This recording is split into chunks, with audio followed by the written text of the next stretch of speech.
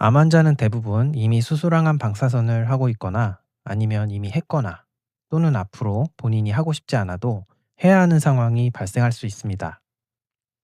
그래서 저는 오늘 소개드리는 이 책과 이야기들을 모든 암 환자가 반드시 꼭 알고 있어야 한다고 생각합니다.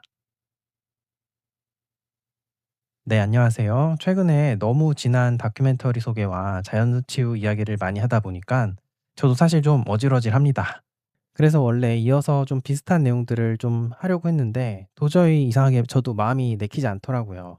그래서 아깝지만 만들었던 내용들을 계속 지우고 하면서 좀 고민을 해 봤는데 역시나 이번에는 자연 치유에 대한 얘기를 조금 줄이고 좀 다른 이야기를 하고 싶은 생각이 들어서 한번 오늘 영상을 준비했고요. 그렇더라도 이게 좀 결코 중요하지 않거나 뭐 B급 내용이거나 이런 게 아니고 정말 사실 제일 중요한데 언제 말씀을 드려야 할까 하는 타이밍에서 제가 보기엔 지금 좀 다루면 좋겠다 하는 내용이어서 한번 오늘 그 이야기를 드리려고 합니다. 아무래도 표준 치료에 대한 내용이다 보니까 제가 그동안 언급드린 이런 자연 치유와 관련된 내용하고는 좀 결이 다르죠. 이 이야기는 한번 제가 책을 통해서 한번 내용을 소개시켜 드리도록 하겠습니다. 오늘 소개시켜 드릴 책은 서울대 의대에서 병원장까지 하셨던 한만총 교수님이란 분의 "암과 싸우지 말고 친구가 되라"라는 책인데요. 마침 최근에 저희 암 환자 독서 모임에서 함께 읽은 책이기도 합니다. 다들 항암을 하고 계셨기 때문에 제가 이 책을 역시나 먼저 추천드렸던 건데요. 항암을 할 때는 항암을 할 때 유리한 그런 마음가짐이 있거든요. 그래서 그걸 꼭 알려드리고 싶었어요. 그리고 이 이야기는 그래서 모든 암 환자분도 역시나 알고 계셔야 되는 내용인데 제가 그동안은 어떻게 보면 자연치유라고 하는 기본적인 생활 관리에 대한 이야기를 하고 싶어서 이 이야기를 조금 미루고 있던 부분입니다. 그리고 이 이야기는 제가 어디서 배우거나 듣거나 한 게 아니라 정말 직접 그동안 많은 환자분들을 보면서 환자분들을 통해 배운 내용입니다. 어디 책에 나온 이야기도 아니에요, 사실 그래서. 아무튼 다시 책 이야기로 돌아가면은 한만청 교수님은 1998 년에 간암을 시작으로 2달 만에 발견된 폐전이, 그리고 2006년 추적 검사 중에 발견된 방광암, 같은 해 11 월에 간암, 이렇게 총 4 번의 암 투병을 이겨내신 분입니다.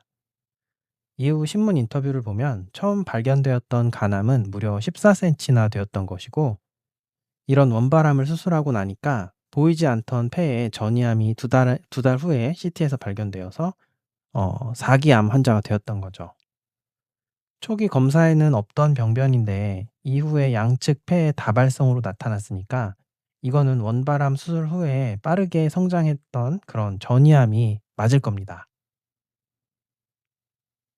그리고 이런 간암에서 출발한 폐전이암은 사실 항암제가 잘 듣지 않는 것으로 유명하고, 더군다나 고형암에서는 원래가 항암제가 언제나 시간을 버는 전략으로서 고식적 치료라는 의미로 사용되는 것이지 어떻게 완치를 시키겠다 이런 의미로 사용되는 것이 아니거든요. 그래서 사실상 치료하는 의사 선생님도 완치를 시키겠다는 목표로 아마 한만천 교수님한테 항암제를 주신 건 아닐 거예요. 그런데 한만천 교수님은 반년간의 항암 치료 후 영상상 눈에 보이는 전이암까지 모두 사라진 정말 기적적인 사례를 만드신 겁니다. 그리고 8년 후에 방광과 간에 국소 재발이 있었지만 역시나 조기에 잘 치료하고 그렇게 92 세까지 많은 일들을 하시며 지내다가 돌아가셨습니다. 그래서 한만천 교수님의 이런 스토리는 아주 높은 확률로 명확하게 현대의학을 통한 암 극복 스토리라고 할 수 있습니다. 물론 교수님은 식재료에 매우 신경을 쓰고 신선한 자연식 중심의 식단을 실천하였지만 특별히 그렇다고 엄청난 뭐 보조요법이나 공격적으로 다른 걸 하신 건 아니거든요. 다만 암을 이기는 마음가짐을 가지고 있으셨고 또 표준 치료를 잘 받으셨습니다. 그래서 이분의 이야기는 우리에게 분명하게 현대의학적 치료의 가치에 대해서 한번 이야기를 해주는 측면도 있습니다. 저 역시 초창기에는 그저 모든 것을 자연주의적인 관점으로 보려고 했고 한의사이다 보니까 특히나 저도 모르게 표준 치료에 대한 부정적 시선을 많이 가지고 있었지만 필드에서 실제 환자분들을 보다 보니까 이게 그렇게 단순한 문제가 아니었습니다. 저 역시 이런 편견을 깨는데 꼭 꽤 오랜 시간이 걸렸는데요. 제가 왜 세상에 나쁜 의학은 없다라고 이야기하게 되었는지, 그리고 암 환자는 어떻게 모든 치료를 잘 이용할 수 있는지 오늘 한만청 교수님의 이야기를 통해서 한번 같이 이야기를 그래서 더 드려보려고 합니다. 앞서 푸드큐어 다큐멘터리는 모두 보셨는지 모르겠습니다. 여기에 보시면 환자분들의 인터뷰에서 수술 항암 방사선과 같은 표준 치료에 대한 부정적인 시선을 표력하는 것을 많이 볼 수 있는데요. 그리고 알게 모르게 아마 암 진단을 받았든 아니든 많은 사람들의 마음속에는 크거나 작거나 조금씩은 이런 류의 공격적인 치료들에 대한 부정적인 감정들이 조금씩은 다 있을 겁니다. 실제로 수술은 위험한 부분이 있고 침습적이고 또 몸에 피해를 입히는 치료이고, 항암 방사선은 그 자체로 발암물질이기도 하고 오히려 생명을 앗아가기도 하는 치료인 것은 맞습니다. 이런 부분이 어느 정도 사실이라는 것은 현대의학을 하는 종사자들도 인정을 하는 객관적인 사실인 거죠. 하지만 환자가 당사자가 되어서 이런 표준 치료를 받을 때는 이야기가 달라집니다. 이미 이런 치료를 하게 되었거나 하고 있다면 이런 생각들이 아무런 도움이 되지 않습니다. 그래서 제가 이럴 땐 아예 다른 전략, 다른 사고, 다른 마음가짐을 가져야 된다고 말씀을 드리는 겁니다. 여태까지 자연치유나 푸드큐어 다큐멘터리 같은 곳에서, 아니면 가순요법 같은 곳에서 하고 있던 이야기와 항암치료나 이런 표준치료를 받을 때는 완전히 다른 사고를 해야 됩니다. 플라시보 효과와 노시보 효과라는 게 있죠.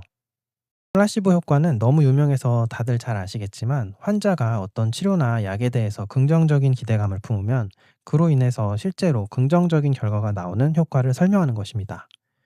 이에 대한 유명한 일화는 2차 대전 때 전쟁터에서 부상병들이 모르핀이 떨어지자 줄 게 없잖아요. 그러니까 간호사들이 그냥 생리식염수를 주사했는데, 병사들이 그것을 진짜 모르핀이라고 여기니까 통증이 줄어드는 것을 관찰한 게, 그 어떻게 보면 시작이라고 할 수 있는 유명한 이야기입니다. 당시 관찰로는 통증이 한 35% 정도가 이런 가짜 약만으로도 줄어들어서 생각보다 플라시보 효과가 너무 크다고 하면서 임상 실험을 할 때도 위약을 주고 정확하게 비교하자라는 주장이 이때부터 나오기 시작했습니다. 최근 연구들을 보면 어떤 때는 제약회사들이 애초에 약을 개발할 때 목표로 하는 약효가 있는데, 그것보다 플라시보의 효과가 더 큰 경우도 나오는 경우도 있습니다. 아무튼 그래서 크기에 대해서는 사실 논란이 좀 있긴 한데, 분명히 이게 존재한다는 것은 어쨌든 부정할 수는 없습니다. 그리고 이와 반대의 경우가 노시보입니다. 노시보 효과는 환자가 해당 치료와 약에 대해서 부정적인 생각과 기대를 할 때 그만큼 실제로 부작용이 나오거나 아니면 치료 효과가 떨어지는 것을 설명하는 겁니다. 그리고 연구들을 보다 보면 노시보의 크기는 오히려 플라시보보다 더 커 보일 때가 좀 많습니다. 왜 우리가 일상에서도 좀 몸이 아픈 걸 좀 아프게 실제로 막 예민하게 느끼면 더 약간 증폭되는 경향이 있잖아요. 아픈 것에 너무 집중하면. 좀 그런 거랑 비슷하다고 저는 생각합니다. 그러면 우리가 이런 노시보와 플라시보의 효과를 어떻게 보면 평균적인 크기일 수도 있고, 또 이거에 대해서 좀 그 크기를 좀 부정하는 분들에게는 좀 큰 규모일 수도 있는데, 대략 한 30% 정도의 영향을 준다라고 가정하고 한번 이 이야기를 한번 해 보면요. 예를 들어서 원래 어떤 치료가 있는데 그 치료의 효과성 크기가 100 이라고 하면, 플라시보 효과가 작용을 하면 130 만큼 효과가 늘어나는 것이고요. 노시보가 작용을 하면 70 만큼 효과가 줄어들어서 나타나게 되는 겁니다. 30%라고 우리가 그 효과성의 크기를 가정을 하면요. 자, 그러면 이렇게 가정했을 때 플라시보가 작용했을 때와 노시보가 작동했을 때 한번 그 크기를 비교해 보면 어떻게 될까요? 네. 플라시보는 130 이라고 했죠. 거기다 노시보는 70 입니다. 즉 같은 치료를 했는데 치료에 대한 환자의 심리 때문에 무려 2배 가까이 결과의 차이가 날 수도 있다는 겁니다. 그리고 저는 실제로 필드에서 이런 것을 사실 되게 많이 느꼈습니다. 의학적 치료에 대해서 오히려 너무 순진하리만큼 좋은 기대와 의료진에 대한 신뢰, 또 의료에 대한 깊은 신뢰, 이런 것들을 가지고 좋은 감정을 가진 분들은 오히려 별로 이런저런 다른 보조요법을 하지 않았는데도, 제가 보기엔 좀 부족하게 느껴졌는데도 오히려 치료 결과가 너무 좋은 경우들을 사실 저도 좀 많이 봤습니다. 아니 어떻게 저럴 수 있지 할 정도로요. 항암제는 원래 고식적인 치료라서 암세포를 모두 완치할 수 있고 그런 게 아니고, 좀 어느 정도 기간이 지나면 내성도 생기고 그러는 건데, 이런 분들의 경우는 그런 게 없이 되게 생각보다 너무 좋은 효과가 나거나, 아니면 내성 없이도 되게 긴 시간 약효가 잘 듣는 경우들이 있습니다. 뭐 이론적으로는 원래 항암제는 암 줄기세포 같은 부분은 제대로 해결할 수 없기 때문에 암 줄기세포 부분이 남아서 문제를 일으킬 수도 있다, 뭐 이런 것들도 있거든요. 그러니까 제가 알고 있는, 배우고 또 연구하고 알고 있던 것들하고 좀 매칭이 안 될 때가 있는데, 이런 환자들을 특징을 가만히 보면은 좀 되게 이런 성향들을 많이 가지고 있더란 거죠. 이런 분들은 애초에 그런 것을 모르거나 관심도 없고 그저 의사들이 알아서 좋은 치료를 잘 해줄 것이라고 믿고 의학적 처치는 자신에게 최상의 결과를 가져다 줄 것이라고 굳게 믿고 있는 경우가 많았습니다. 제가 아주 인상 깊게 본 또 어떤 유방암 환자분의 경우는 항암을 하면서도 부작용도 하나도 없고 너무 상태가 좋으셨거든요. 제가 그래서 그분은 어떻게 비결이 뭔가 하고 여쭤본 적이 있는데 그분은 자기가 항암을 할 때 이런 생각을 했다고 하시더라고요. 자기는 항암을 할 때 너무 좋았대요 오히려. 그 대답이 되게 충격이었거든요. 예 그러면서 자기가 이참에 자기 몸에 있던 잘못된 세포들을 한번 싹 깨끗이 청소하겠다는 생각을 가지고 그런 마음이라서 되게 긍정적으로 항암 치료를 받으셨대요. 그게 되게 저한테 너무 인상 깊었어요.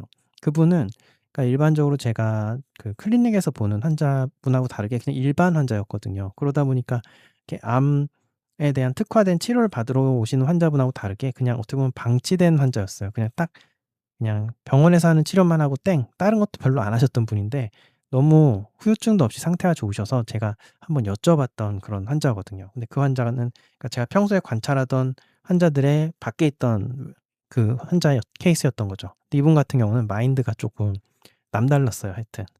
그러니까 오히려 너무 모르셔서 오히려 너무 순수하게 받으셨던 것인데 실제로 결과도 너무 좋았던 거죠. 한번 여러분도 그래서 잘 주변을 관찰해 보세요. 유튜브에 보면은 그 크리스 월드라고 하는 그 자기 암 환자신데 역시나 사실 여명보다 훨씬 더 길게 잘 항암 치료를 하면서 버티시는 분이 계시거든요. 그분도 이렇게 자신의 그 암 치료에 대한 의견을 피력하시는 걸 보면은 그분 같은 경우도 굉장히 자기가 받고 있는 치료에 대해서 굉장히 높은 신뢰를 가지고 병원과 의사들에 대한 그 큰 신뢰를 가지고 치료에 임하시는 걸 볼 수 있어요. 그래서 이렇게 어떤 표준 치료를 막상 할 때는요. 사실은 이렇게 생각을 아예 긍정적으로 하는 게 하고 있 받 받고 있는 치료에 대해서 뭐 우리가 자연요법이나 이런 걸 주장할 때 보통 안 좋은 이야기를 많이 듣게 되는데 그런 걸 다 잊고 일단 할 때는 좋게 받는 것이 좋다라는 것을 저도 인제 관찰을 통해서 알게 된 것이고 실제로 아마 여러분도 관찰을 해 보시면 주변에서 보시면 그런 것들을 많이 보실 수 있을 겁니다. 이론적으로도 이렇게 노시보와 플라시보가 2배 이상 차이 난다고 말씀드렸잖아요. 예 그리고 심지어 플라시보나 노시보 같은 거는 어떤 그 크기의 한계가 정해져 있는 게 아니라요. 그 믿음의 크기에 따라서 그 신념의 크기에 따라서 사실 어떻게 보면 그 효과성이 무한대로 증폭될 수도 있는 그런 부분도 좀 있습니다. 어쨌든 보면 한만천 교수님도 되게 결과가 좋았던 환자인데 이분 같은 경우도 자신이 하고 있는 현대의학에 대한 강한 신념과 믿음을 가진 것을 좀 볼 수 있습니다. 그래서 항암을 어차피 해야 한다면 저는 하고 있다면 저는 이런 태도가 맞다고 생각합니다. 제가 늘 말씀드리지만 지금 우리가 무슨 학자가 되거나 뭐 진리 탐구를 하거나 사실관계를 따지는 게 우리 목표가 아니에요. 그거는 의학자들이 할 일이지 환자들은 어떤 무슨 자기가 과학자가 돼서 시험 문제를 풀듯이 문제를 접근하면 안 됩니다. 환자의 목적은요, 명확해요. 의학적 사실관계를 밝히는 것이 아니라 그냥 낫는 것이 목표입니다. 예, 나으면 되는 거예요. 그래서 사고를 항상 낫는 데 유리하게 하자는 게 제가 항상 드리는 말씀입니다. 그러니까 제가 뭔가 알려드리는 것들이 이상하다, 뭐 논리적으로 맞지 않다, 이런 게 여러분이 따지실 게 아니라 그냥 낫는 데 유리할 것 같고 위험하지 않은 것이면 그걸 하는 게 보통은 올바른 선택입니다. 그래서 저는 항암이든 방사선이든 수술이든 하게 될 때는 평소에 가지고 있던 어떤 상식이나 어떤 자신의 신념이나 부정적인 생각이나 이런 것들 모두 접어 놓고요. 자신이 하게 된 것에 대해서는 무조건 최대한 긍정적인 마음을 가지라고 이런 말씀을 되게 많이 드립니다. 이게 바로 플라시보 효과를 가장 극대화하고 노시보 효과를 최소화하는 전략이니까요. 그래서 '세상에 나쁜 의학은 없다.'라는 마음을 가지는 게 되게 좋은 거고요. 모든 긍정적인 것에 대해서는 최대한 좋은 생각을 많이 가지고 부정적인 것에 대해서는 생각을 많이 안 하는 게 사실 좋습니다. 그래서 암 환자가 뭐 예를 들어 뭐 어떻게 어울리다가 햄버거를 먹을 수도 있고 술을 먹을 수도 있고 담배를 필 수도 있고 뭐든 할 수 있다고 합시다. 하지만 일단 했을 때는요. 그거에 대한 어차피 피할 수 없는 행동이었다면 그거에 대한 부정적인 생각은 일단 안 하는 게 좋습니다. 그래서 내가 할 때는 무조건 긍정적인 생각을 하는 겁니다. 이게 사실 논리적으로 보면 이성적으로 보면 되게 모순된 행동이지만 지금 우리가 그런 걸 하는 게 아니란 말이에요. 우리는 무조건 이기는 데 유리한 방식으로 생각하고 또 움직이는 거기 때문에 이런 태도를 견제하는 것이 좋습니다. 그러니 여러분이 지금 만일 현대의학 치료를 적극적으로 하고 있는 상황이라면요. 일단 나를 치료해 주는 선생님이 이 세상 최고의 선생님이라고 믿으셔야 되고요. 내가 다니는 그 병원이 이 세상 최고의 병원이라고 믿는 것이 훨씬 유리합니다. 무엇이든 일단 할 때는 최대한 긍정적으로 해라. 네, 이게 제가 사실 항상 드리고 싶은 말씀이고, 그런 부정적인 감정을 없애기 위해서 제가 어떻게 보면 한만천 교수님 책을 이렇게 항암이나 표준 치료를 받고 계신 분들한테 좀 한번 읽어보도록 권하는 측면이 있습니다. 어쨌든 표준 치료로 이렇게 암을 이긴 사람이 있다는 이야기니까요. 그래서 이 치료에 대해서 무조건 부정적인 감정만 가질 필요가 없다는 것. 그리고 일단 하게 되었으면 우리도 그 치료가 가진 의학적 효과 이상으로 훨씬 뛰어넘는 기대를 가지고 좋은 마음으로 하자. 이런 게 이제 제가 사실은 이 책을 환자분들께 소개시켜 드리는 이유 중 하나예요. 항암제는 원래 암을 없애는 게 아닌데 그냥 항암제가 실제로 내 암을 완전히 없애줄 것이라고 믿고 아주 기꺼이 받는 것입니다. 예, 한만천 교수님 같은 경우는 사실 항암제로 인해서 그 전이암이 완전 관해 수준까지 없어질 가능성이 한 5% 정도였거든요. 근데 자기는 그 1%든 0.1%든 그 최상위 통계에 들 것이라고 믿었다는 이야기를 사실 책에서 하십니다. 예, 그러니까 가장 좋은 결과가 나올 거라고 믿고 그렇게 항암제를 열심히 치료를 받으신 거죠. 사실 그 위에 이외에도 이분의 경우는 다른 변수들도 좀 생각할 거리가 있는데요. 그 이야기는 한번 제가 다음에 그 책의 내용 깊은 내용들을 한번 말씀드리면서 다시 다루기로 하고, 어쨌든 이렇게 최대한 할 수 있는 대로 플라시보 효과를 최대한 극대화하자라는 말씀을 계속해서 드리고 있는 겁니다. 암 환자가 암을 이기는 데 그래서 유리한 생각은 무조건 세상에 나쁜 의학은 없다입니다. 뭐는 안 되고 뭐는 나빠 이런 신념 같은 건 여러분한테는 별로 필요가 없어요. 여러분이 어떤 상황에서 여러분이 자연치유를 엄청 싫어하는 환자여도 여러분이 도저히 표준 치료에선 답이 안 보일 때가 있을 수도 있고 그때는 자연치유를 선택해야 할 수도 있는 거예요. 그리고 여러분이 자연치유만 좋아하시는 분이어도 여러분이 어떤 상황에서는 항암치료나 표준치료의 도움이 필요할 수도 있는 거예요. 그러니까 어떻게 될지 모르기 때문에 무조건 좋은 쪽만 가지고 여러분은 다 가져가시면 됩니다. 그러니까 내가 무엇이든 하면요. 그거 하고 있는 동안은 그걸 최고로 좋게 생각하셔야 되고요. 어차피 부정적인 감정은 가지고 있어 봤자 도움이 하나도 안 되기 때문에 가질 필요가 없습니다. 그런 거는 여러분이 하실 게 아니라 이제 저희 같은 의료인이나 과학자들이나 학자들이 서로 싸움을 하거나 이럴 때 하게 되는 거예요. 어떻게 보면 약간 거기에도 어떤 헤게모니 싸움이라든가 그 정치 사회적인 부분들도 존재하거든요. 어쨌든 그런 거는 여러분이 신경 쓸 건 아니에요. 여러분은 그냥 무조건 하고 있을 땐 무조건 좋게 생각하고요. 그리고 저 역시 환자분들한테는 특히나 표준 치료를 이미 하고 있는 분들한테는 저는 그거에 대해서 사실 부정적인 이야기를 잘 안 합니다. 그리고 심지어 표준 치료가 아니라 어떤 무슨 말도 안 되는 치료를 하고 있더라도 그게 좀 위험해 보이면 물론 제가 부정적인 이야기를 드리는데요. 그런 게 아니라면 일단 하고 있을 때는, 하기 전에는 사실 제가 조금 좀 잘못된 방향으로 갈 때는 말씀을 드리긴 하는데 일단 그 환자가 뛰어든 상황이고 이미 하고 있을 때는 저는 그런 말 절대 안 합니다. 예. 무슨 짓을 하든 일단 긍정적인 이야기를 해 드립니다. 예. 노시보를 일으키는 건 아무 도움이 안 되기 때문이죠. 사실 어떤 환자한테 가장 이상적인 치료라는 건요. 어쩌면 존재할 수도 있는 건 맞습니다, 사실은요. 예. 그래서 그게 그리고 아마도 가장 이상적인 경우일 경우는 제가 보기에는 현대의학적 치료만 가지고 어떤 치료를 한다거나 그런 거일 린 분명히 없을 것이고, 예.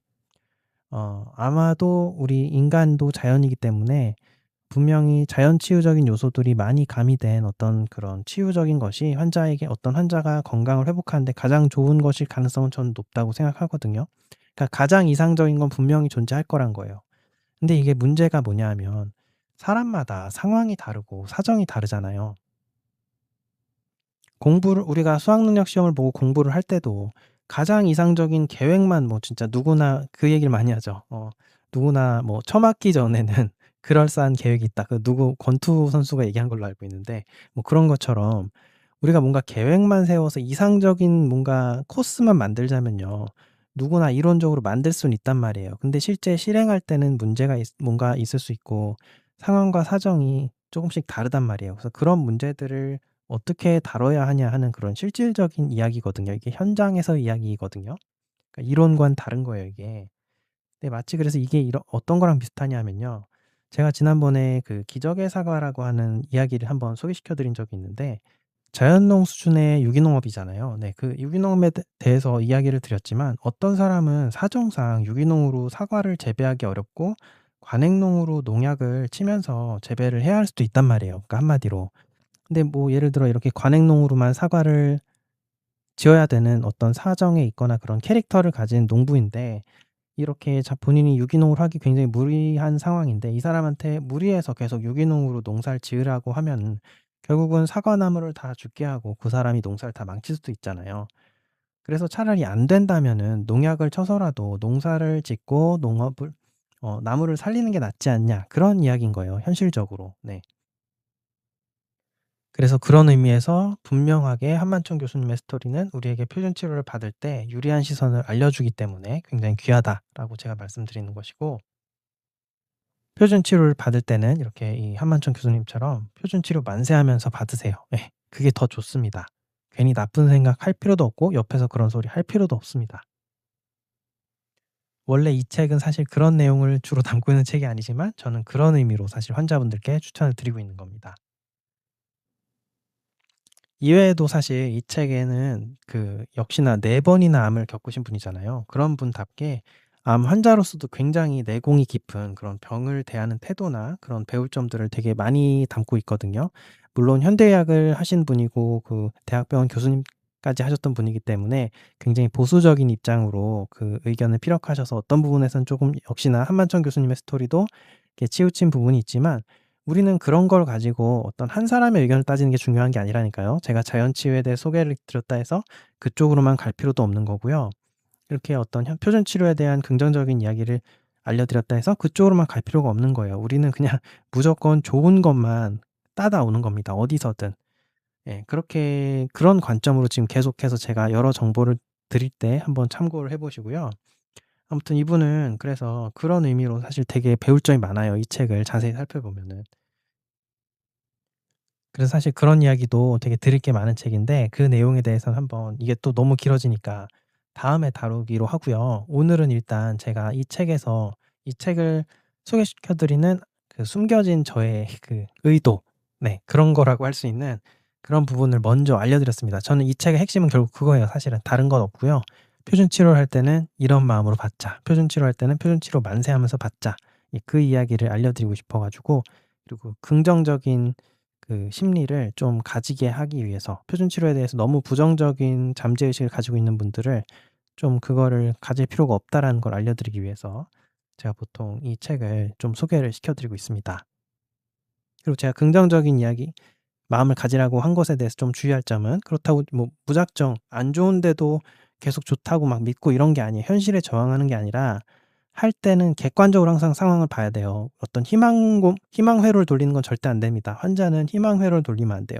객관적으로 바라봐야 되는데 할 때는 좋게 좋은 마음으로 하는데 중간에 실제 객관적인 사실을 보는 거예요. 중간 결과를 판정을 하고 내가 어떻게 되고 있는지를 확인을 하고 기대는 되게 컸는데 플라시보가 통하지 않았거나 어쨌든 좀 결과가 안 좋거나 방향을 바꿔야 될 것 같을 때는 명확하게 인지를 하시고 당연히 그땐 바꿔야죠. 그러니까 부정적인 감정을 처음부터 가질 필요가 없고 중간에도 가질 필요가 없고 결과가 나왔을 때 부정적인 결과가 실제로 나왔을 때 그때 가지면 된다 이거예요. 그래서 부정적인 결과가 나왔을 때는 실제로 부정적인 결과를 가져야 되죠. 부정적인 결과가 나왔는데도 긍정적인 희망 회로를 돌리면 안 됩니다. 그거는 또 조심하셔야 되고요. 부정적인 결과를 확인하고 부정적인 생각을 하고 그다음에 전략을 전환하자. 예 이런 게 제가 보통 말씀드리고 싶은 이야기예요. 그래서 그런 부분까지도 오해하지 마시고 희망 회로는 절대 안 됩니다.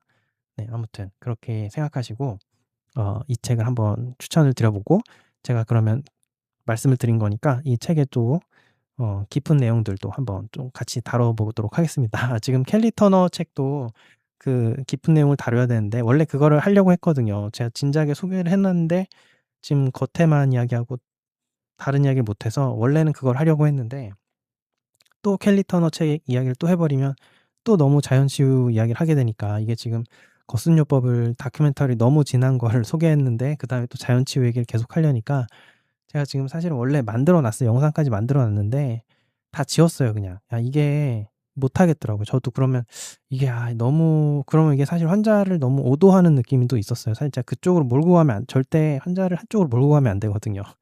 그런 의미로 사실 고민 끝에 다시 올린 겁니다. 한만총 교수님 이야기를 조금 더 드리면서 그러면서 또 다시 뭐 자연 치유나 이런 것들 필요한 것들을 알려드리도록 하겠습니다. 네, 그렇게 오랜만에 제가 다시 복구를 했고요. 예. 제 목소리로 복구한 건 오랜만이죠. 뭐 그동안은 다른 콘텐츠를 소개를 드렸는데 그런 식으로 한번 또 계속 주제를 가지고 가 볼까 하고 인젠 거스윤법 이외에도 조금 다른 방식으로 안무를 이겨내신 분들의 이야기들이나 네, 다른 스토리들도 조금씩 전해 드리고 또 전략도 알려 드리고 중요한 정보들도 조금 넣어 보겠습니다. 그리고 사실 뭐 저희 일반적인 건강에 대한 정보나 저희 가족을 위한 정보도 좀 필요해서 그런 것도 같이 넣으면서 다시 활동을 좀 시작해 보도록 하겠습니다. 예.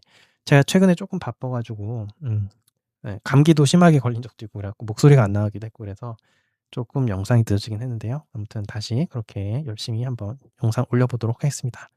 예, 감사합니다.